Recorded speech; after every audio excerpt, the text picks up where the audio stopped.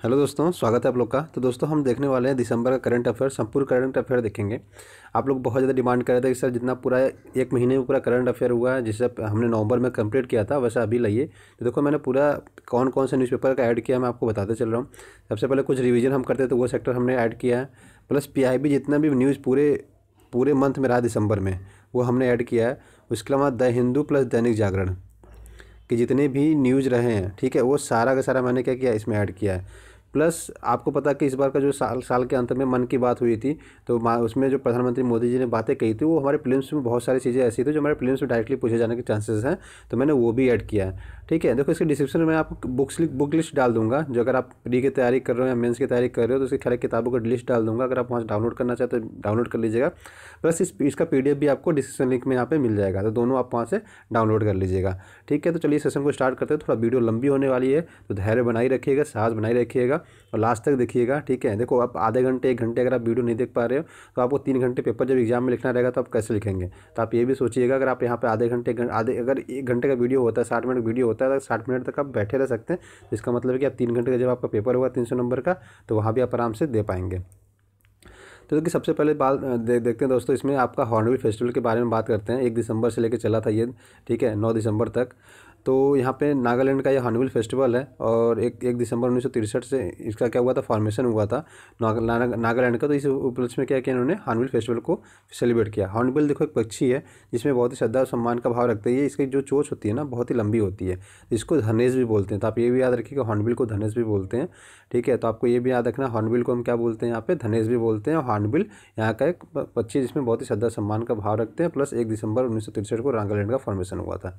ये आपके लिए इंपॉर्टेंट हो जाता है कि नागालैंड का फॉर्मेशन कब हुआ था। ये आपके एग्जाम में पूछे जाने के चांसेस थोड़े ज़्यादा हो जाते हैं। चलिए आगे बढ़ते हैं। पाइका विद्रोह की बात करें अगर, तो पाइका विद्रोह देखो कब हुआ था। देखो दोस्तों, पाइका विद्रोह हुआ था, अगर हम पाइका विद्रोह की बात करें तो 1817 में हुआ था। ठीक है, ब्रिटिश ईस्ट इंडिया कंपनी के खिलाफ हुआ था, एक सशस्त्र विद्रोह था। आपको पता है अभी तक हमारा सशस्त्र विद्रोह कब था, 1857। हम 1857 को सशस्त्र विद्रोह के नाम से जानते हैं, लेकिन अभी क्या हुआ कि ये शिफ्ट होकर चला जाएगा आपका 1817 में। तो आपको ये पॉइंट याद रखना है, क्योंकि ये एग्जाम पॉइंट ऑफ व्यू से बहुत ही इंपॉर्टेंट है। ठीक है, ये आपको ये बहुत ही ज़्यादा इंपॉर्टेंट है, किसी भी एग्जाम, कोई भी एग्जाम दे रहे हो सबके लिए इंपॉर्टेंट है। इसका जो नेतृत्व किया था बख्शी जगबंधु किया था, तो आपको ये भी पॉइंट याद रखिएगा कि किन्होंने किया था, ये बख्शी जगबंधु जी ने किया था 1817 में। बात करें देखो बोगीबिल, अभी आपको पता है कि हाल ही फिलहाल में ही बना ये। ठीक है, ये क्या है, रेल से सड़क परियोजना, मतलब नीचे से रेल जाती है, ऊपर से बस, ऊपर से आपकी सड़क है जिस पे आप बस ट्रेन जो भी जाना, मतलब नीचे से ट्रेन जाती है, बस ऊपर से बस वगैरह जो भी आप ले जाना चाहे ले जा सकते हैं आराम से, कोई इशू नहीं है। ठीक है, तो ये 3 लेन का है रोड। अब लेन वगैरह तो नहीं पूछने वाला, बस इतना आपको याद रखनी है कि नीचे सड़क है, नीचे रेल है, ऊपर सड़क है। ठीक है, ब्रह्मपुत्र नदी में बना है, आपको ये याद रखना है। बहुत सारे लोग पूछते हैं सर किस राज्य में है, तो आपको याद रखिएगा ये बना तो एक्चुअली में असम राज्य में है, लेकिन ये अरुणाचल प्रदेश से इसको जोड़ता है, तो आपको ये पॉइंट याद रखना है। ठीक है, इसकी जो लेंथ है 4.9 किलोमीटर है और एशिया का दूसरा सबसे बड़ा लंबा ये रेल सड़क परियोजना है, तो आप याद रखिएगा। ठीक है, एशिया का दूसरा सबसे लंबा रेल और सड़क पुल है।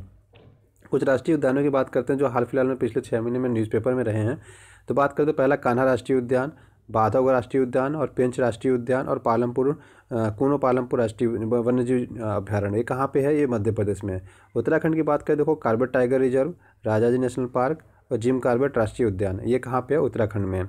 उसके आगे बात करते हैं उत्तर प्रदेश में, तो उत्तर प्रदेश में एक ही फेमस सा है, कौन सा, बांधवगढ़ दुधवा नेशनल पार्क आपका। ठीक है, ठीक है, उसके आगे बढ़ते हैं पश्चिम बंगाल, तो पश्चिम बंगाल में आपको जल्दापाड़ा है जो हाल फिलहाल में न्यूज़ में रहा था। उसके आगे बढ़ते हैं गुजरात के लिए, तो गुजरात में गिर वन्यजीव अभ्यारण्य है, आपको ये इंपॉर्टेंट है तो आपको याद रखना है। उसके बाद बिहार की बात करें तो बिहार में संजय गांधी जैविक उद्यान है, जो पटना में है। ठीक है, तो आपको याद रखना है, क्योंकि देखो ये इंपॉर्टेंट इसलिए हो जाता है कि देखो अभी क्या हो कि 5 पीकॉक की यहाँ पे 6 पीकॉक की मृत्यु हो गई थी यहाँ पे बर्ड फ्लू के कारण, तो आपके लिए इंपॉर्टेंट हो जाता है। चलिए आगे बढ़ते हैं, बात करते हैं चेनाब रिवर की। देखो चेनाब रिवर की अगर हम बात करेंगे तो चेनाब की जो हाइट है, जो इस पर पुल बन रहा है, उसकी जो हाइट है 559 मीटर्स हैं, जो कि आपके एफएल टावर से। ठीक है, एफएल टावर आपका 324 मीटर, उससे 35 मीटर क्या है, ज़्यादा ही है। तो ये आप याद रखिएगा। न्यू होराइजन्स क्या है कि जो सबसे बौना ग्रह है, सबसे दूर का ग्रह प्लूटो का अध्ययन कर रहा है। इसको जो छोड़ा गया था 19 जनवरी 2006 को छोड़ा गया था। इसका नाम याद रखिएगा, न्यू होराइजन्स। और जिसको जो भेजने वाला है वो नासा ने भेजा, अमेरिका की स्पेस एजेंसी। तो आप ये याद रखिए। यूनेस्को की बात करें, देखो यूनेस्को का जो फॉर्मेशन हुआ था, मुख्यालय यहाँ पे देखो पेरिस फ्रांस में है। गठन इसका 16 नवंबर 1945 को हुआ था। इसका कार्य और उद्देश्य लगभग सेम सा ही है, जो कार्य होता है वही उद्देश्य होता है नॉर्मली। तो शिक्षा, प्रगति, समाज, संस्कृति, इन सारी चीज़ों को क्या है बढ़ावा देने के फील्ड में ये काम करते हैं। अब देखो यूनेस्को हाईलाइटेड क्यों है, यूनेस्को से क्वेश्चन क्यों बन सकते हैं। आपको पता है कि अभी यूएसए ने और इजराइल ने क्या किया है, इन्होंने इसको त्याग दिया, मतलब इन्होंने छोड़ दिया किसको, यूनेस्को को। यूनेस्को की बात करें United Nation Educational Scientific Cultural Organization है। तो अगर इसका आपका फुल फॉर्म भी याद है तब भी आप इसका मीनिंग निकाल सकते हो, इसका पर्पस क्या है। ठीक है, देखो आपसे इसमें क्वेश्चन क्या क्या पूछे जा सकते हैं। इसमें क्वेश्चन बनने के चांसेस हैं, इसका हेडक्वार्टर कहाँ है, इसका गठन कब हुआ, किस फील्ड में ये काम करते हैं। तो ये सारे पॉइंट्स आप याद रखिएगा, आपके एग्जाम में पूछे जाने के चांसेस पहुँच जाते हैं। कुछ मैप देख लेते हैं जो हाल फिलहाल में चर्चा में रहते हैं। तो एक स्टेट ऑफ मलक्का है, ठीक है, यहाँ पे, और यहाँ पे आपका सुंदर स्टेट है। दोनों हमने रिवाइज किया। देखो स्टेट ऑफ मलक्का का जूम व्यू देखें हम यहाँ पे, तो ये है आपका स्टेट ऑफ मलक्का। इधर मलेशिया पड़ जाता है, इधर आपका सुमात्रा आइलैंड है जो क्या है इंडोनेशिया का पार्ट है। ठीक है, तो यहाँ पे देखो सुमात्रा है और यहाँ पे आपका मलेशिया है, यहाँ पे आपका ये है स्टेट ऑफ मलक्का। इससे नीचे आते हैं देखो सुंदर स्टेट, अभी हाल फिलहाल में यहाँ पे क्या ज्वालामुखी अंदर से उद्घाटित हुई थी समुद्र के अंदर से, तो इसलिए आपके लिए इंपॉर्टेंट हो जाता है। ये दो प्लेसेस को अलग करता है, किसको किसको, सुमात्रा प्लस जावा को अलग करता है, प्लस जावा सी को इंडियन ओशियन से क्या करता है, ऐड करता है। देखो इंडियन ओशियन यहाँ पे, इधर यहाँ पे जावा सी है, तो इसको ऐड करता है। तो आपको ये पॉइंट भी याद रखना है। बाकी बात करते हैं कैस्पियन सागर की। तो कैस्पियन सागर से देखो लगा हुआ राज्य है, लगा हुआ देश है रूस, Azerbaijan, Iran, Turkmenistan, Kazakhstan, Uzbekistan के बॉर्डर नहीं लगते, आपको याद रखना है। मैंने बताया था कि रुई, देखो अक, ऐसे आप याद रखो, अक रुई तुर्कमेनिस्तान ले जाओ, ऐसे याद रखोगे तो हो सकता है आपको ये पांचों याद रहे, या फिर आपको जैसे सुविधा पड़े कुछ नया बनाना है तो आप वैसे बना सकते हैं। आगे बढ़ते हैं। देखो इलाहाबाद का नाम प्रयागराज कर दिया गया, फैजाबाद का नाम अयोध्या, अहमदाबाद का कर्णावती। पेरियार टाइगर रिजर्व कहाँ पे है, पेरियार टाइगर रिजर्व दोस्तों केरला में है, आपको याद रखना है। सबरीमाला मंदिर भी कहाँ पे, केरल में ही। किस भगवान का मंदिर है, अयप्पा भगवान का मंदिर है। त्रावणकोर देवास्वम बोर्ड देखता है इसको। राफेल की बात करें तो फ्रांस ले रहे हैं 36, S-400 रशिया से ले रहे हैं। इंटरनेशनल योगा डे मनाते हैं दोस्तों हम 21 जून को, आपको याद रखना है। प्रधानमंत्री जन आरोग्य योजना, जिसको आयुष्मान भारत के नाम से जानते हैं, नेशनल हेल्थ प्रोटेक्शन स्कीम के नाम से जानते हैं, मोदी केयर की स्कीम से जानते हैं। इसका जो शुरुआत की गई थी 23 सितंबर 2018 रांची झारखंड से किया गया था। ये बहुत ही इंपॉर्टेंट है क्योंकि बहुत ही बड़ी स्कीम है, ये दुनिया की सबसे बड़ी हेल्थ स्कीम है। इसमें 10 करोड़ परिवारों को लाभ मिलेगा। उसके साथ साथ क्या है, ये दुनिया की सबसे बड़ी हेल्थ स्कीम है, 10 करोड़ परिवारों को लाभ मिलेगा, प्लस इसमें 10 करोड़ परिवार मतलब 50 करोड़ लोगों को लाभ मिलेगा। प्राइवेट और सरकारी हॉस्पिटल दोनों में आप इलाज करा सकते हो, और जो बीमा का कवरेज है आपका 5 लाख तक का है। BSNL के ब्रांड एम्बेसडर कौन है, मैरी कॉम है। आर्टिकल 123 राष्ट्रपति को अध्यादेश जारी करने की शक्ति देता है। बात करते हैं सिम्बेक्स और अग्निवेरियर, तो ये भारत और सिंगापुर के बीच होता है। ठीक है, सिम्बेक्स में इसमें आपके इसका नाम ही आ जाता है सिंगापुर। और उसके बाद इंद्र की बात करें, देखो इंद्र मैंने बताया था सबसे पुराना दोस्त हमारा कौन है, इंद्र है। ठीक है, इंद्र और एक एवीय इंद्र है, यहाँ पे मैंने ऐड नहीं किया, एक एवीय इंद्र है और एक इंद्र है। जहाँ भी इंद्र का नाम आया वो रसिया हो जाता है। मैंने बताया था कि सबसे पुराना वेद हमारा कौन सा है, ऋग्वेद। ऋग्वेद में, ठीक है, ऋग्वेद में क्या है कि इसमें आपका इंद्र भगवान का नाम 250 बार आया। तो सबसे पुराने वेद में आया, तो सबसे पुराना हमारा मित्र कौन है, रसिया है। तो ऐसे आप याद रखें। वज्र अंदर बताया था कि सबसे कठोर जो डायमंड होता है उसको हम वज्र बोलते हैं, कठोर बोलते हैं। तो सबसे शक्तिशाली कौन है जो कठोर रहेगा, अमेरिका है। कोप किसके डर से लोग कांपने लगते, तो अमेरिका के लोग डर से लोग कांपने लगते। वज्र प्रहार, Cope India, hand in hand Bharat और चाइना। ठीक है, पंडित जवाहरलाल नेहरू कहते थे हिंदी चीनी भाई भाई। इस नारे के तहत उन्होंने कहा तो हाथों में हाथ डाल के कौन घूमेगा, तो इसमें हाथों में हाथ डाल के भारत और चाइना घूमेंगे। समुद्र शक्ति की बात करें तो समुद्र की शक्ति कौन, मैंने बताया था इंडोनेशिया बहुत ही छोटे छोटे द्वीप में बहुत दूर तक फैला हुआ है। तो जो दूर दूर तक फैला रहेगा समुद्र में, वही क्या करे, समुद्र पर राज करेगा और समुद्र की शक्ति बनेगा। धर्म का आयोजन की बात करें तो हमने बताया था कि जापान में लोग सबसे ज़्यादा धर्म को मानने वाले हैं। तो धर्म का आयोजन कहाँ होगा, भारत और जापान।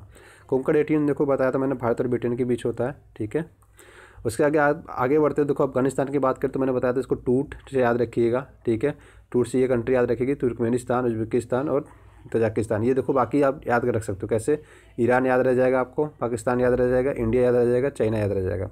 बाकी आपको ये 4 याद रखना पड़ेगा, तुर्कमेनिस्तान, उज्बेकिस्तान, तजाकिस्तान। बात करते हैं देखो ब्लैक सी से कौन कौन से आपके राज्य लगते हैं, स्टेट लगते हैं। ठीक है, स्टेट मतलब देशी होता है। देखो तुर्की, ठीक है, पहला लगने वाला तुर्की है, दूसरा जॉर्जिया, तीसरा रसिया, चौथा यूक्रेन, पांचवा रोमानिया, छठवां बुल्गारिया। तो 6 राज्य लगते हैं, 6 देश लगते हैं। ठीक है, आप लोग कंफ्यूज हो जाएंगे राज्य देश में, इसलिए मैं देशी बोलता हूँ। तो टोटल कितने लगते हैं, 6 लगते हैं। किससे, ब्लैक सी से बॉर्डर। देखो यहाँ इससे पहले मैंने कैस्पियन सागर पढ़ा था तो वहाँ पे 5 लगते थे, यहाँ पे 6 हैं। ठीक है, तो अगर आपको कोई ट्रिक बनता है तो आप आराम से बना सकते हैं, अदरवाइज मैं इसमें कुछ ट्रिक्स बना के आपको बताते रहूँगा। ठीक है ना, चलिए आगे बढ़ते हैं। अब देखो लॉन्चर व्हीकल की बात करें तो देखो PSLV जो SLV3 है और ASLV इसका हम यूज़ नहीं कर सकते, क्योंकि देखो जो पेलोड ले जाती है 150 किलो तक और 40 किलो तक। अब 40 किलो का कोई सामान हम भेजते नहीं, हम तो देखो अब कितने पे आ गए हैं, 1750 किलो का भेजते हैं, या तो 2250 किलो के आसपास का भेजते हैं, या तो 4500 4000 किलो भेजते हैं। तो कहाँ 1700 किलो और कहाँ 40 किलो, ठीक है। तो इसलिए हमने इसका यूज़ करना क्या किया, बंद कर दिया। अब हम इन तीनों का यूज़ करते हैं, PSLV GSLV Mark 2, जिसको हम F11 के नाम से भी जानते हैं, F11 के नाम से जानते हैं, और ये जो GSLV Mark 3 जिसको हम बाहुबली के नाम से जानते हैं। आप ये याद रखिएगा ये 4 स्टेज का है, मतलब 4 स्टेज में इसमें इंजन मतलब ईंधन है, और इसका 3-3 स्टेज की है। तो आपको ये भी याद रखें 3 स्टेज का है या 4 स्टेज का है। 4 स्टेज मतलब सिंपल सा मैं समझाने की कोशिश करता हूँ। जैसे ये अब लॉन्च हुआ तो ये आगे कुछ दूरी पे जाके क्या होता है, इसका ये वाला पार्ट अलग हो जाएगा, जो इंजन का ईंधन खत्म होता है ये अलग हो जाएगा। फिर कुछ देर बाद दूसरा पार्ट अलग हो जाएगा, फिर कुछ दूरी के बाद तीसरा पार्ट अलग हो जाएगा, कुछ दूरी के बाद चौथा पार्ट अलग हो जाएगा। जो आप देखते हो ना, जो आपका अंतरिक्ष में जो भी आपका उपग्रह होता है ये इसमें भरे होते हैं, बस आगे वाले में भरा होता है, बाकी ये सारे इंजन का पार्ट है, मतलब जो ऊपर ले जाने का काम करते हैं। ये 3 पार्ट में चलता है, ठीक है। ये दोनों 3 पार्ट में बने होते हैं और ये 4 पार्ट में इंजन इसका काम करता है, ठीक है ना। तो आप ये पॉइंट याद रखिए, कभी पूछ लेता है कि कितने स्टेजेस का है, तो आप UPSC 2018 का क्वेश्चन देखेंगे आपको उसमें मिल जाएगा, स्टेजेस पूछ रखा है उसमें। तो ये 3 स्टेज का है GSLV, PSLV 4 स्टेज का है, तो आपके लिए बहुत ज़्यादा इंपॉर्टेंट हो जाता है। और PSLV 1750 किलो तक वजन ले जा सकता है, ये 2250 के आसपास तक वजन ले जा सकता है, ये आपका 4000 से 4200 के आसपास तक वजन ले जा सकता है। अगर एग्जैक्टली वैसे पूछा जाए तो इसमें आप लिखोगे 2200, इसमें 4000, इसमें 1750 1860 भी लिख सकते हो। मतलब एक 100 किलो के आसपास चेंजेस होने से बहुत ज़्यादा फर्क नहीं पड़ता, बट 1750 नॉर्मली हर जगह इसको लिखा जाता है, ठीक है। तो ये डाटा भी मैंने दोस्तों इसरो की वेबसाइट से उठाया है, तो इसरो की वेबसाइट से ही डाटा है, तो ऑथेंटिकेटेड डाटा है, मैंने ऐसा नहीं कहीं इधर उधर से उठाया हुआ हो। देखो ठीक है, मैंने डिटेल भी लिख रखा है यहाँ पे। PSLV के बारे में बात करें तो इसको देखो ये सब याद नहीं रखना है, जो देखो एग्जाम में नहीं पूछे जाएंगे मैं वो बता दे रहा हूँ। चरण पूछे जाते हैं, कितने चरण का है, तो 4 चरण का मैंने बता दिया, ठीक है। अब इसका कुछ वेरिएंट है, PSLV G, PSLV C, PSLV XL। देखो मैंने यहाँ पे PSLV XL ही तो दिखाया आपको, जो सबसे हाईवेस्ट वर्जन है उसका वेरिएंट है। पहली उड़ान कब भरी थी, देखो पहली उड़ान उसने 20 सितंबर 1993 को भरी थी। तो आपको अगर ये याद रहे और ये याद रहे कितने चरणों का है, तो बस आपका काम हो गया, ठीक है ना। और ये पोलर PSLV का मतलब ये होता है पोलर सैटेलाइट लॉन्च व्हीकल, मतलब ध्रुवीय उपग्रह, तो ध्रुवों तक पहुंचाता है, तो ये भी आप याद रखिएगा।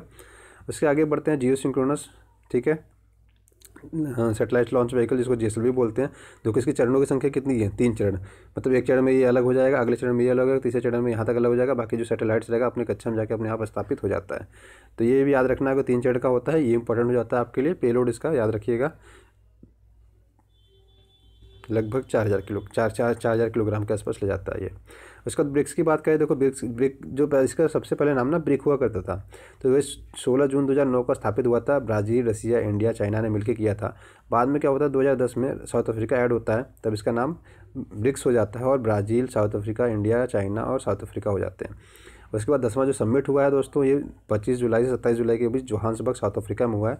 तो आपको ये पॉइंट्स याद रखने हैं। इसके इकोनॉमिक्स के हिसाब से इसका नाम है, जो देश के पहला लेटर है ना वही इसका पहला मतलब अच्छा रह जाता है। जैसे ब्राज़ील का B, रसिया का R, इंडिया का I, C का चाइना का C, साउथ अफ्रीका का S। देखो अब ये लगभग डिटेल सारे हमने बता दी है, ठीक है। अच्छा, इसकी जो नींव आप कह सकते हो कहाँ से पड़ी थी, तो इसकी नींव की बात करें हम तो देखो इसका पहले जो ब्रिक का फॉर्मेशन दिया, जियो नील करके एक कंपनी थी, गोल्डमैन सैच कंपनी थी, एसेट मैनेजमेंट थे इसके, मतलब एसेट मैनेजमेंट अधिकारी थे इसके। तो इन्होंने क्या कहा, बाद में CEO के पद से यहाँ पे रिटायर हुए थे ये। तो इन्होंने कहा कि देखो आने वाले टाइम में ना ये 4 देश है ना जो आके पूरी दुनिया को चलाएंगे, ठीक है। इन्होंने ऐसी चीज़ें कही थी। तो इसके बाद से क्या हुआ, इन्होंने क्या किया 2006 में इनके जो आपके मिनिस्टर्स होते हैं ये आपस में मिले, उसके बाद इन्होंने क्या किया इसके फॉर्मेशन की बात कही, तो उसके बाद से क्या हुआ ये ब्रिक्स बन गया। तो इसको the world needs better economy brick, बाद में इसको ब्रिक्स कर दिया गया, ये जिमो नील ने कहा था। तो ये आप इस बस हिस्ट्री बताने के लिए बता दिया मैंने आपको, ऐसे पूछे जाने के चांसेस नहीं है। इसका एक बैंक है जिसको न्यू डेवलपमेंट बैंक बोलते हैं, पहले इसका नाम ब्रिक्स बैंक था, ठीक है। पहले इसका नाम ब्रिक्स बैंक हुआ करता था, बाद में इसका नाम चेंज करके न्यू डेवलपमेंट बैंक कर दिया गया। जिसमें क्या है कि सबका देखो शेयर बराबर है, सबके शेयर बराबर होते हैं, सबके वोट करने के अधिकार बराबर होते हैं, मतदान करने के सबके अधिकार बराबर होते हैं, ठीक है। नंबर ऑफ शेयर्स भी सबके बराबर हैं, तो ये मैंने आपको पहले ही बता दिया। अब देखो इसका 10वां समिट कहाँ पे हुआ, अभी मैंने बताया जस्ट 25 जुलाई 27 जुलाई साउथ अफ्रीका, ठीक है। सिरिल रामापोसा राष्ट्रपति हैं यहाँ के, और जोहान्सबर्ग साउथ अफ्रीका में होगा। 11वां कहाँ होने वाला, ब्राज़ील में होगा, ठीक है। तो आपको ये याद रखना कहाँ पे होने वाला है, यहाँ पे ब्राज़ील में होने वाला, जो ब्राज़ील के प्रधानमंत्री प्रेसिडेंट की बात करें तो मिशेल टीमर है, ठीक है। और इसके बाद 12वां कहाँ होगा, रसिया में। तो उसको ब्रिक्स के हिसाब से भी चलता रहता है। व्लादिमीर पुतिन है यहाँ पे, प्रेसिडेंट है इनके, ठीक है। तो ये तो आपको इतना बस याद रखना है कि कौन सी कंट्री में होस्ट हुआ था। पिछला आपको याद रखना है 2009 वाला चाइना में हुआ, अगला कहाँ होने वाला, ब्राज़ील में होने वाला, और हाल फिलहाल में कहाँ हुआ, साउथ अफ्रीका में। 3 याद रखेंगे आपका काम बन जाएगा। कुछ इंपॉर्टेंट रिवर्स भी मैंने ऐड किए हैं, जैसे कि आपको पता होना चाहिए कौन सी रिवर कहाँ पे है। जैसे अमेजोन रिवर, ठीक है, पराना रिवर कहाँ पे है, साउथ अमेरिका में, ठीक है। नॉर्थ अमेरिका की बात करें तो मिसिसिपी, मिसौरी, यूकोन, मैकेंजी, ठीक है, जियो गांद्रे, ये सारे रिवर्स हैं जो आपको याद होने चाहिए, थोड़े से इंपॉर्टेंट हो जाते हैं। उसके बाद बात करते हैं देखो दक्षिण अफ्रीका महाद्वीप के। तो अफ्रीका में देखो नाइल सबसे लंबी नदी है, आपको ये भी याद रखना है, नाइजर, कॉन्गो, तो ये सारे भी याद रखने हैं। उसके बाद यूरोप में जाएंगे तो राइन, डैन्यूब, वोल्गो, ओब, ये सारे भी आपको याद रखने हैं। उसके बाद बात करते हैं देखो एशिया में Yenisei, Lena, Amur, Hwang, Yangtze, Mekong, Ganga, Indus, Tigris, ठीक है। आपको ये सारे क्या करने हैं, याद रखने हैं, ठीक है। ये सारे पूछे जाने के चांसेस थोड़े से बढ़ जाते हैं। तो ये वर्ल्ड की भी मैप आप ये को याद रखना है। ऑस्ट्रेलिया में मुरे डार्लिंग, ठीक है ना। तो ये सब देखते रहिएगा। बात करते हैं G20 की, तो देखो G20 का अभी 2018 में जो हुआ बियोंस आयंस में हुआ सम्मेलन अर्जेंटीना में। आपको सबसे बड़ी इंपॉर्टेंट ये हो जाता है कि देखो सबसे पहली बार ये क्या हुआ, पहली बार ये हुआ है साउथ अमेरिका में इसका सम्मेलन हुआ है। तो आपको ये पॉइंट याद रखना है कि इसका साउथ अमेरिका में पहली बार सम्मेलन हुआ है। 29 देश इसके साथ हैं और एक यूरोपियन यूनियन का कंट्री होती है। देखो इसका जो पहले मीटिंग हुआ करते थे, जैसे गवर्नर की, जो RBI के गवर्नर और वित्त मंत्रियों की क्या होती थी, पहले मीटिंग होती थी। 2008 में जब आर्थिक मंदी आया तो 2008 के बाद से क्या हुआ, इनके पहले देश के शीर्ष नेताओं की मीटिंग होना चालू हो गया। तब से ये लगातार मीटिंग होती है देश के शीर्ष नेताओं की भी। ये कंट्रीज़ हैं, याद करने की जरूरत नहीं है, एक बार याद बस देख के रख लीजिएगा कि कौन कौन से है। भारत के कौन सा पड़ोसी देश है जो है और नहीं है, बस आपके लिए इंपॉर्टेंट है। देखो तरीका मैं बता रहा हूँ, ट्रिक है ये अगर ये रटना नहीं चाहते हैं तो आप ये देख लो कि भारत का कौन सा पड़ोसी देश है जो नहीं है। आप देखेंगे तो चाइना इसमें है, चाइना के अलावा भारत का कोई भी पड़ोसी देश इसमें आपको नहीं मिलेगा। तो आपके लिए बस काम हो गया आपका, आपने देख लिया कि भारत है, भारत का पड़ोसी देश बस चाइना है, इतना याद रखेंगे। तब भी अगर एक भी पड़ोसी देश का नाम फंस गया तो आपका क्वेश्चन आराम से निकल जाएगा, ठीक है। और ऐसे फंस जाते हैं क्योंकि जब इंडिया के पर्पस में बात होती है तो इंडिया के पर्पस में 1-2 पड़ोसी का नाम डाल ही दिया जाता है। हमें लगता है कि इसका नाम तो होगा ही होगा। जैसे पाकिस्तान की बात करें, जबकि इसमें पाकिस्तान है, पाकिस्तान नहीं है, ठीक है। आगे बढ़ते हैं, प्रधानमंत्री ग्रामीण आवास योजना की बात करें तो देखो इसका सबसे पहले नाम इंदिरा आवास योजना हुआ करता था। 2015 में इसका नाम चेंज करके मतलब 2 भागों में बांट दिया गया इसको। प्रधानमंत्री रूरल योजना, प्रधानमंत्री अर्बन योजना। रूरल का मतलब होता है ग्रामीण, अर्बन का मतलब होता है शहरी।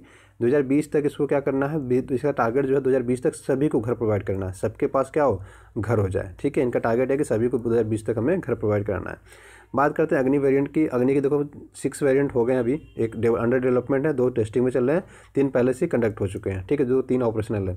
अब इन दोनों की बात करें, इन दोनों टाइमलाइन में रहे पिछले 2 महीने से। अग्नि 4 की बात करें, देखो ये IRBM मिसाइल है, मतलब मध्यवर्ती दूरी का है, तो मध्यवर्ती दूरी का बैलिस्टिक मिसाइल है। और अग्नि 5 की बात करें दोस्तों तो ये अंतर महाद्वीपीय बैलिस्टिक मिसाइल है, ठीक है।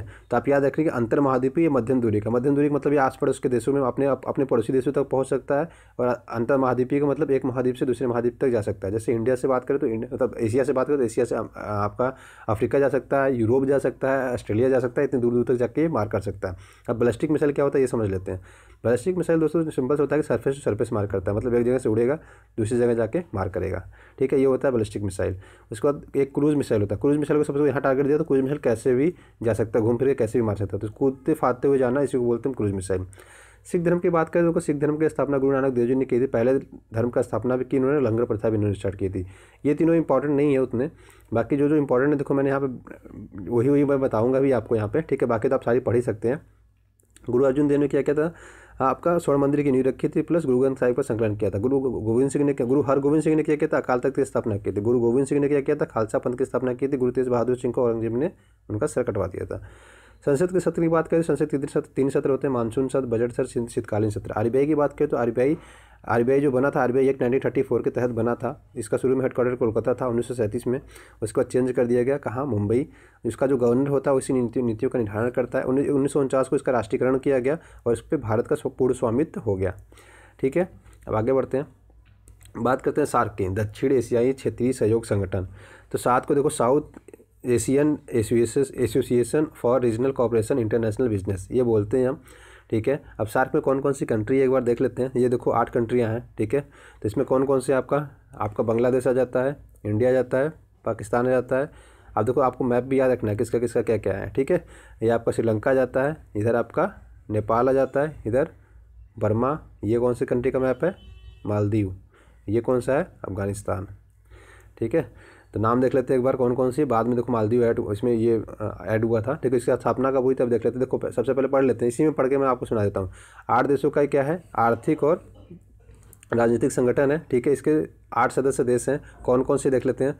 भारत, पाकिस्तान, बांग्लादेश, श्रीलंका, नेपाल, मालदीव, भूटान। इसमें देखो 2007 में कौन ऐड हुआ था, अफगानिस्तान इसका सदस्य बन गया था, ठीक है। 2016 में क्या हुआ, 19वां संस्करण होने वाला था पाकिस्तान, लेकिन भारत ने क्या किया था, इसमें जाने से मना कर दिया था, क्योंकि देखो आतंकवादी गतिविधियों को बहुत ज़्यादा ये बढ़ावा दे रहे थे। तो इस कारण से क्या हुआ, भारत ने मना कर दिया। भारत के मना करने के बाद बांग्लादेश ने मना किया, बांग्लादेश के मना करने के बाद भूटान, और उसके बाद अफगानिस्तान ने भी इसमें हिस्सा नहीं लिया। तो बाद में क्या हुआ, सम्मेलन स्थगित हो गया। अभी 20वां जो संगठन होने वाला ये फिर कहाँ होने वाला, पाकिस्तान में होने वाला, लेकिन इसके विरुद्ध होने की संभावना है। क्यों, क्योंकि पाकिस्तान आतंकवादी गतिविधियों को रोकने में नाकामयाब रहा है। तो हमारे देश के प्रधानमंत्री मोदी जी ने कहा कि हम इसमें क्या करेंगे, पार्टिसिपेट नहीं करेंगे। तो वो सारी चीज़ें बता दें। तो कोई किस किस फील्ड में काम करते हैं एक बार ये देख लो। कल्याण को बढ़ावा देना, आर्थिक सहयोग के बीच दो देशों के बीच सामरिक क्या करना, समझौते होना, प्लस एक दूसरे को सामूहिक रूप से आत्मनिर्भर बनाने की कोशिश करना, और आर्थिक, सांस्कृतिक, तकनीकी, सामाजिक, वैज्ञानिक रूप से क्या करना, लोगों को मदद पहुँचाना, ठीक है। ये सारे और अंतर्राष्ट्रीय जो समूह होते हैं, जो संगठन होते हैं, उनके सामने इनको क्या करना, सपोर्ट करना। ये सारे क्या है, सार्क के काम है। बात करते हैं ब्रिक्स की। तो देखो ब्रिक्स जो यूरोपियन यूनियन की बात कर रहे हैं।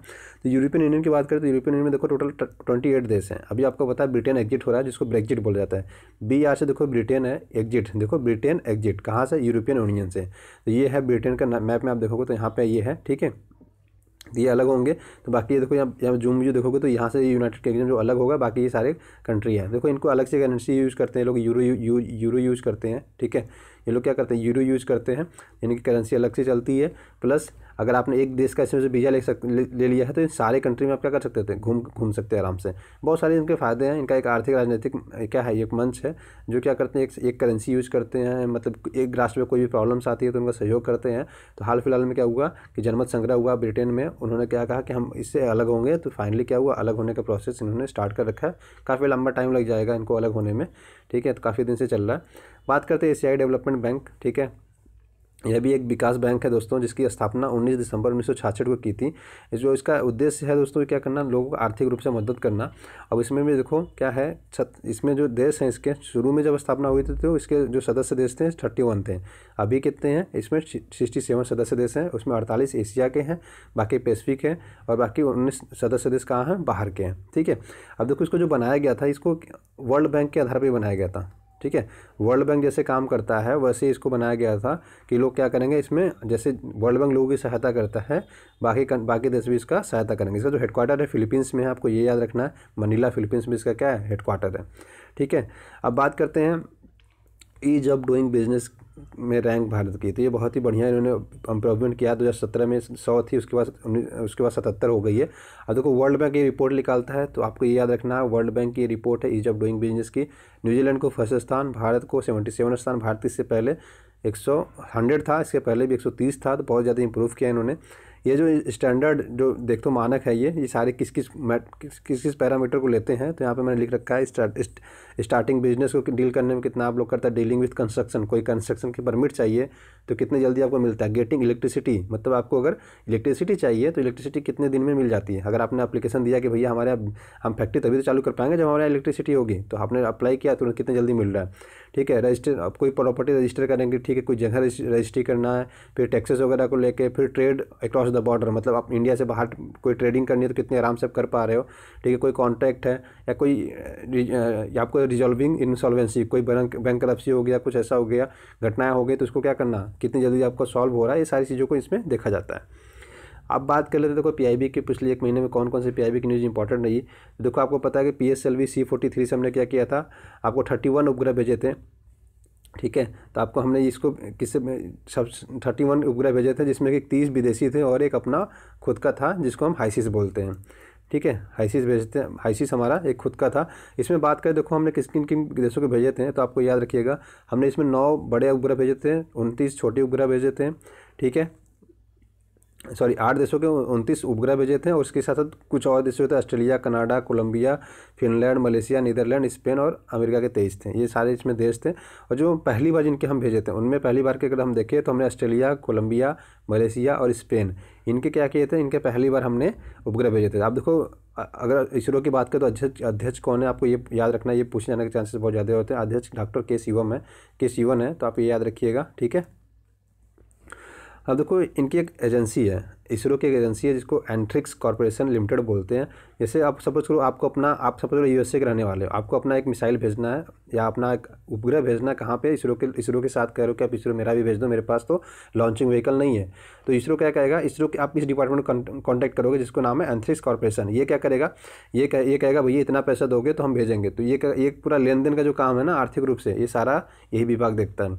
हमने जो हाइसिस भेजा है दोस्तों, वो उसका काम क्या है, कृषि, वन, मृदा, ये सारी चीज़ों का क्या करेगा, ये देखेगा कि कैसे क्या पे कितनी कमियां हो रही, कितनी ज़्यादा हैं, इन सारी चीज़ों का क्या करेगा, अध्ययन करेगा, ठीक है। ये इसका व्यू है। अब एक चीज़ याद रखिएगा, ठीक है, अंतर्राष्ट्रीय 13वें कृषि मेले का एग्रोटेक इंडिया, आप बस इतना याद रखिएगा, एग्रोटेक इंडिया कहाँ पे हुआ था इस बार, तो चंडीगढ़ में हुआ था, आप बस इतना याद रखिएगा ना, ठीक है। आपके लिए इंपॉर्टेंट है, एग्रोटेक इंडिया 2018 कहाँ पे हुआ था, तो चंडीगढ़ में हुआ था 1 दिसंबर 2018 को, तो आपके लिए इंपॉर्टेंट पॉइंट हो जाता है बस, ठीक है।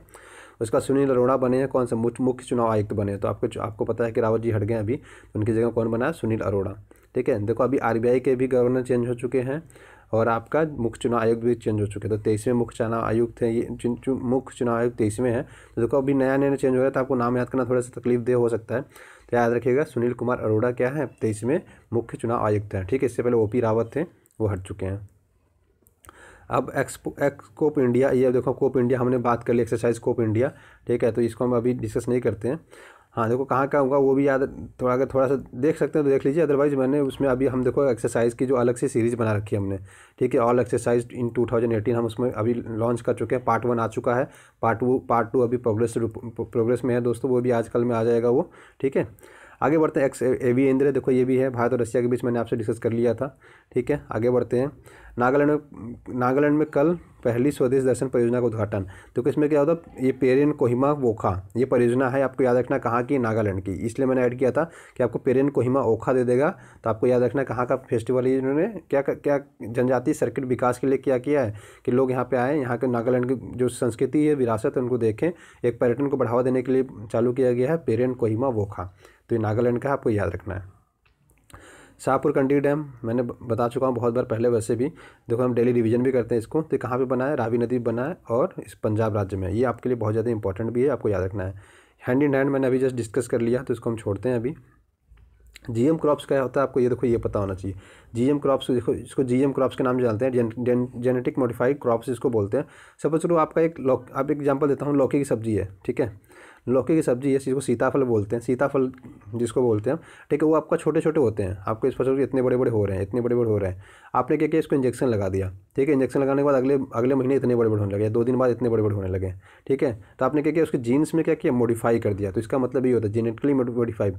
हम क्या करते हैं, हम इसके बीज में ही मॉडिफाई कर दें, अगर इसके हम बीज में ही चेंजेस कुछ कर दें, जैसे बीज लगाएं 1 महीने बाद ही इतने बड़े बड़े खिलने लगे, ठीक है, बहुत तेज़ी से बढ़े, तो इसको बोलते हैं हम जेनेटिक, मतलब जिसको जीन में हमने क्या किया, अंदर उसके कुछ डीएनए में क्या क्या उसके चेंज कर दिया, तो इसको बोलते हैं हम। अब देखो इसको लाभ क्या है, देखो लाभ वही हो जाता है कि उसको हम जल्दी बड़ा हो जाता है, जल्दी हम कम टाइम देना पड़ता है, कम पानी लेता है, कीटनाशकों से बचाता है, ये सारे लाभ हैं। बस उसके हानिकारक इफेक्ट भी पड़ सकते हैं, लॉन्ग टर्म क्या इफेक्ट पड़ेगा उसके खाने से, बहुत समय बाद हो सकता है कोई बीमारियाँ, हमारी घातक बीमारियाँ हो जाए, ऐसे आप नेगेटिव पॉइंट्स भी हो जाते हैं। तो मैंने जीएम क्रॉप्स बस आपको समझाने के लिए रखा था।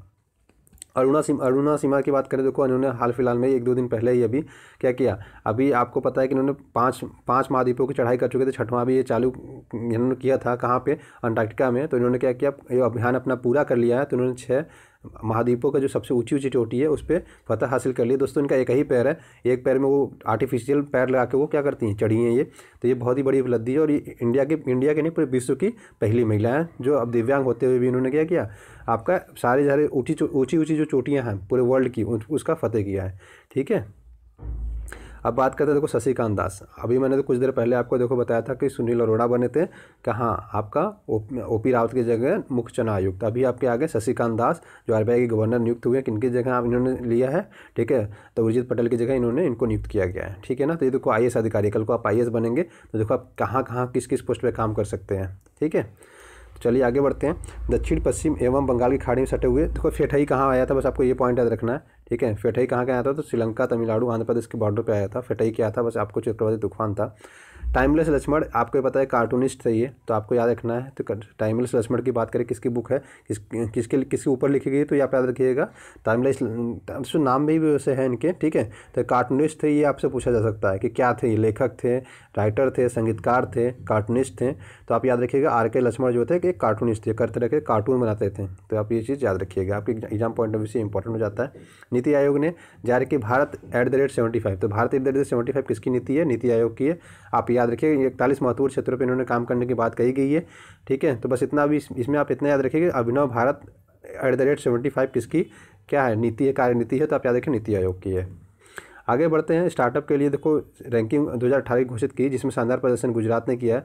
तो आप ये याद रखिएगा, आपके एग्जाम पॉइंट ऑफ व्यू से इंपॉर्टेंट हो जाता है, ठीक है। बाकी देखो इसमें पूछे जाने के चांसेस कम है, बट शानदार प्रदर्शन सबसे ज़्यादा गुजरात ने किया है। तो गुजरात को उसमें क्या हुआ, नंबर 1 पे रखा है। 27 राज्यों ने, देखो इसमें हिस्सा लेने वाले 27 राज्य थे, प्लस 3 केंद्र शासित थे, बाकी उन्होंने पार्टिसिपेट इसमें नहीं किया था।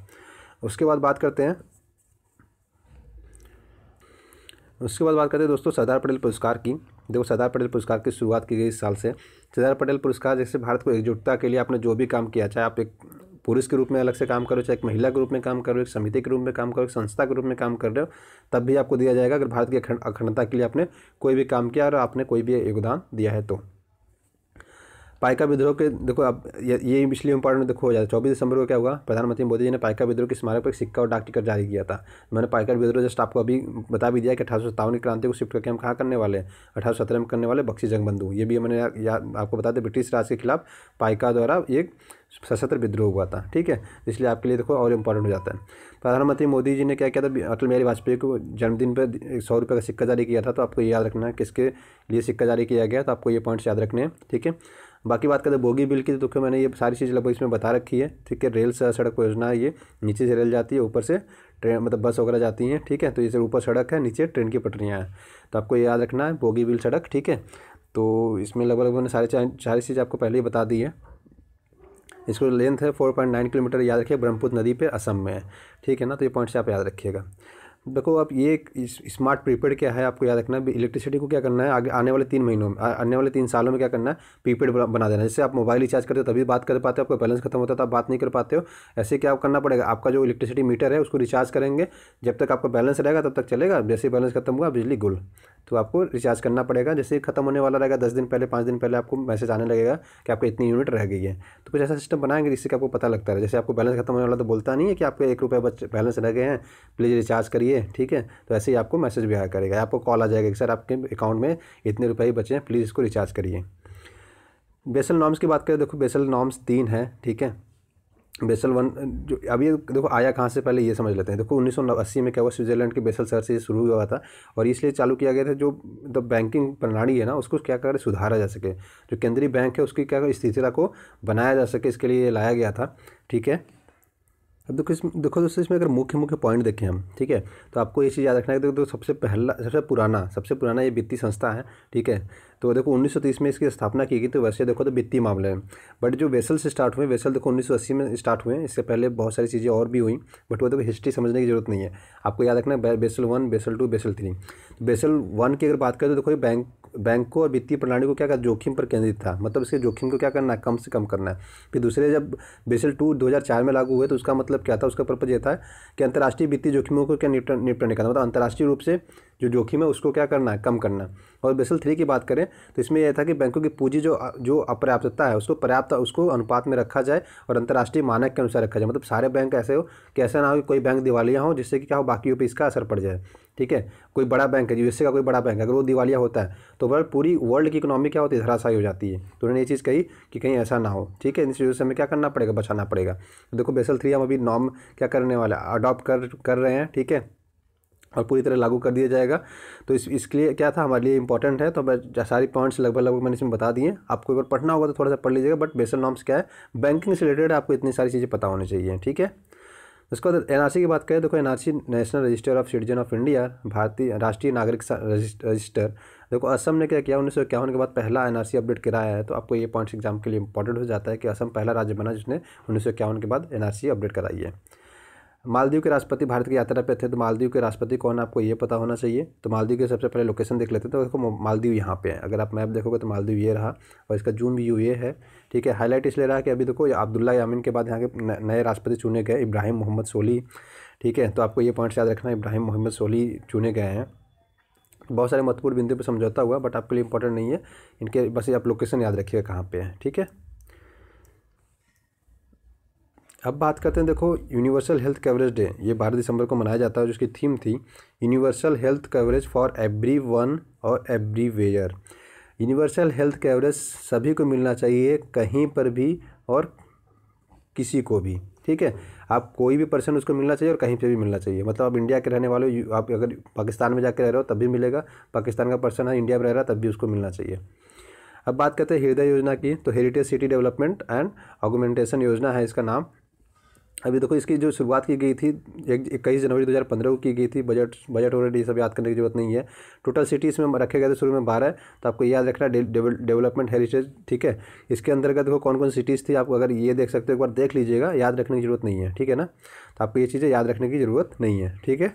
तो बस इतना याद रखिएगा कि कब चालू की गई थी, आपके लिए इंपॉर्टेंट हो जाता है, कहीं कहीं पूछे जाने के चांसेस ये हो जाता है। और किस मिनिस्ट्री के अंदर आता है, मिनिस्ट्री ऑफ अर्बन डेवलपमेंट के अंदर है, ठीक है। अब नीति आयोग ने देखो दूसरी डेल्टा रैंकिंग जारी की थी कि जो राज्य है कैसा परफॉर्मेंस कर रहे हैं, ठीक है। तो उनके लिए जो रैंकिंग जारी हुई तो उसको आप याद रखिएगा। इसमें कौन कौन से है जो टॉप से बात करें, देखो टॉप पे जो था आपका ये तमिलनाडु का जो जिला है विरुधुनगर, तो आप याद रखिएगा विरुधुनगर है, ठीक है। और जो नीचे से टॉप किया हुआ जिला है वो आपका किफायर नागालैंड के है, ठीक है।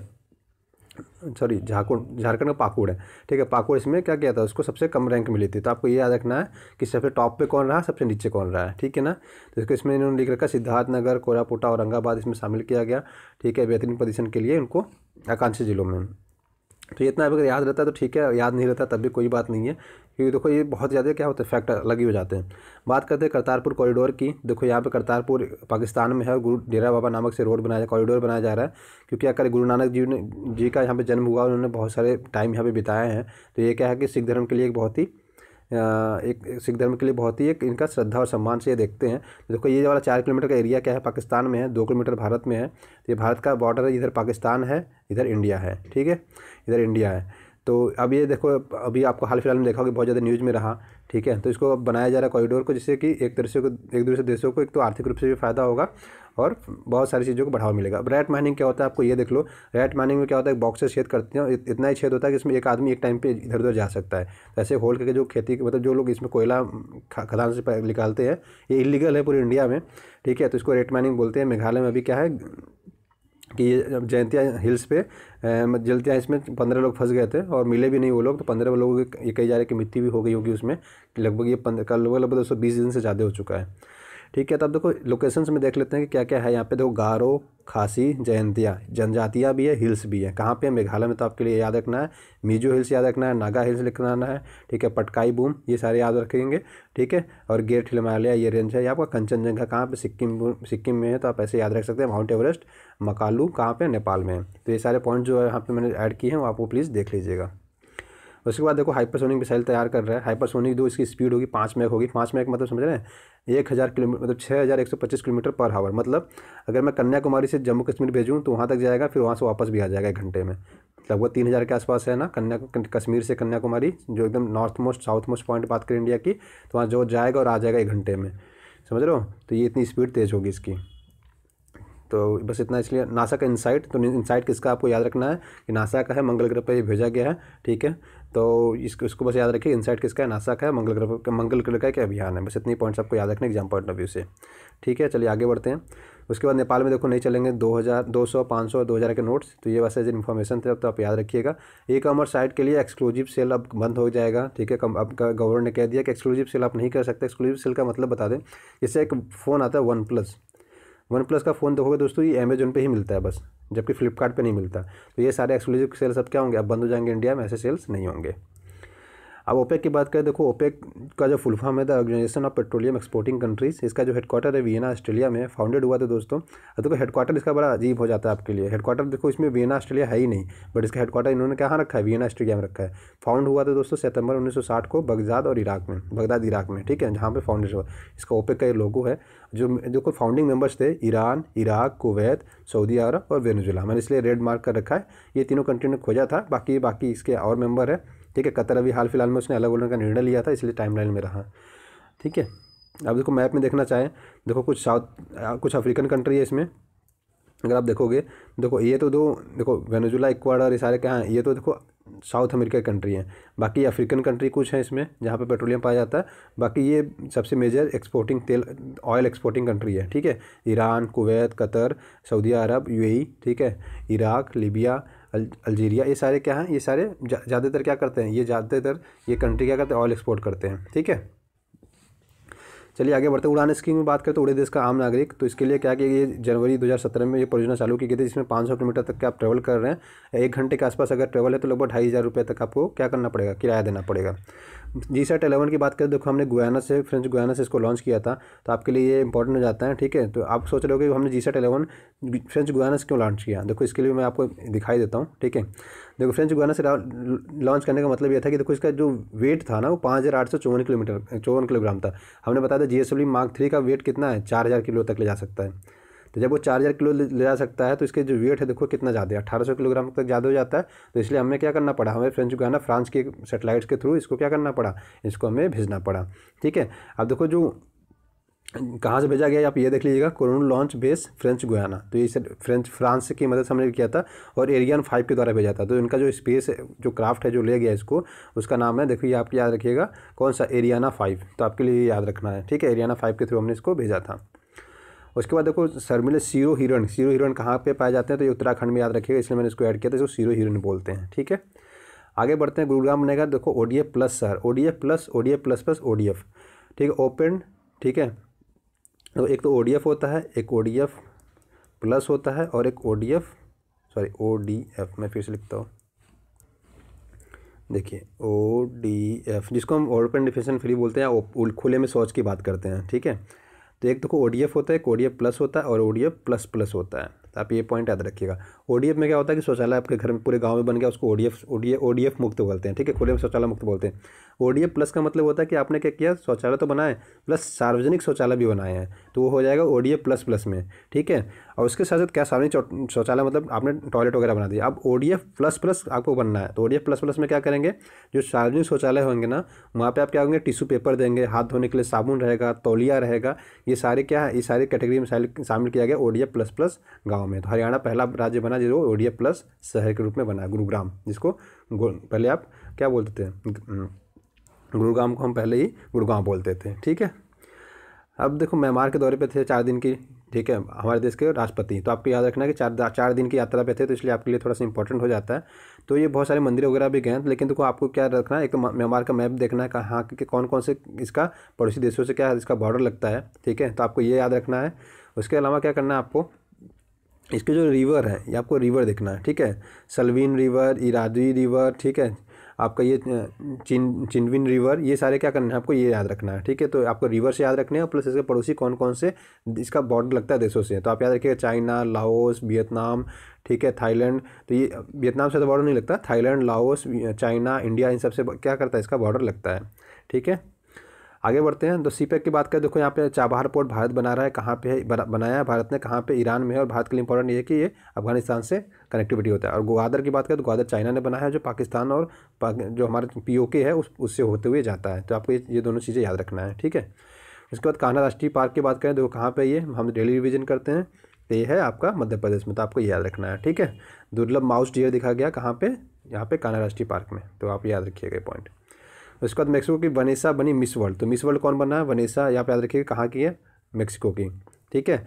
मेक्सिको की वनेसा बनी है मिस वर्ल्ड मतलब ये मिस वर्ल्ड नहीं है कहाँ की, पूरे वर्ल्ड की, ठीक है, पूरे वर्ल्ड की मिस बनी है। इसके बाद मिस यूनिवर्स भी देख लेते हैं। अब देखो मिस यूनिवर्स पूरे ब्रह्मांड की कौन बनी है, पूरे ब्रह्मांड की बनी है फिलीपींस की कैट्रियोना ग्रे। तो आप याद रखिए कैट्रियोना ग्रे बनी है पूरे विश्व की, ठीक है, पूरे पूरे यूनिवर्स की। देखो एक तो देश की बनी, मतलब एक तो पहले ये बनी है दोस्तों पूरी पृथ्वी की, मतलब एक तो अर्थ भी निकालते नहीं, गलती हो जाएगा। देखो ये बनी है पूरे वर्ल्ड की, वर्ल्ड मतलब पृथ्वी पर जितने देश हैं वहाँ की, और ये यूनिवर्स की बनी है। पूरे यूनिवर्स में सबसे खूबसूरत लेडी कौन है, ये है, ठीक है, कैट्रियोना ग्रे। तो आप याद रखिए पूरे यूनिवर्स की बनी, तो ये थोड़ा बड़ा हो जाता है मिस वर्ल्ड से, ठीक है।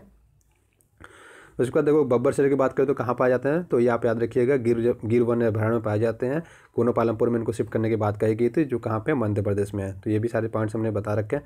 देखो दो गेम जो ऑनलाइन आज के टाइम पे रहे, जो हाईलाइट रहे 2018 में, जो जानलेवा साल मतलब हुए लोगों के लिए, एक तो मोमो गेम इसको बोलते थे, एक ब्लू व्हेल गेम बोलते थे, जिसमें क्या होता है ऐसे ऐसे टास्क बच्चों को दिया जाता था, जो बच्चे करते करते लास्ट में सुसाइड करने के लिए क्या हो जाते थे, प्रेरित हो जाते थे। तो इसमें जो टाइम लाइन जो ये गेम था, जिसमें जो किसी एज के बच्चों को टारगेट किया था, इन्होंने 10 से लेकर 20 साल 22 साल के बच्चों को इसमें टारगेट किया गया था, ठीक है। उसके आगे बात करते हैं पनामा नहर। पनामा आपको देखना पड़ेगा, क्योंकि देखो इसमें चाइना क्या कर रहा है, बहुत ज़्यादा इन्वेस्टमेंट कर रहा है। और गटुंग लेक है उसके आसपास, ये क्या कर रहा है, ये इसमें पुल बनाने की बात कही जा रही है। तो पनामा का देखो, तो पनामा सिटी ये है, ठीक है। अब पनामा सिटी देखो बॉर्डर पे दोनों आपको साउथ अमेरिका और नॉर्थ अमेरिका, लेकिन नॉर्थ अमेरिका में आता है एक्चुअल में। तो अगर इसका व्यू देखोगे तो आप ऐसे है, ठीक है। ये पनामा से देखो कितनी आपको लेंथ कम हो जाती है। अगर ऐसे आप देखोगे पनामा 8,000 किलोमीटर के आसपास, अगर हम पनामा से जाते हैं तो 8,000 किलोमीटर के आसपास हमें क्या होता है, अगर सैन फ्रांसिस्को से हमें न्यूयॉर्क जाना होता है तो।